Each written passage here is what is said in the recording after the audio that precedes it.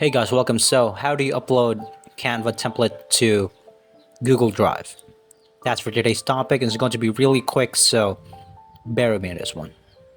So, let's say this is your template right here. You could also use it via theme, also. So, just click here, and you could copy the link, or you could basically just it's underneath here. It's actually underneath there, the save to a folder.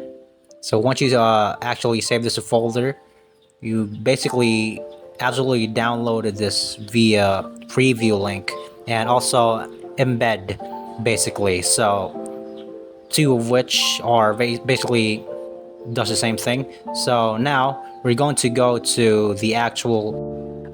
Now this is a very versatile link that you copied. Now you could absolutely upload it. You could basically upload it to whichever platform it is you'd like. In this case, we are going to the Drive itself, and you could also use it on Canva or whatever is platform it is out there. You just basically click here. You have file upload, and in here you can just basically, since we are on the document platform, you can just basically since it is saved on your document platform, on your documents on your laptop, you can basically just upload it here. So that's just it, guys. Thank you so much for watching, and you guys have a nice day.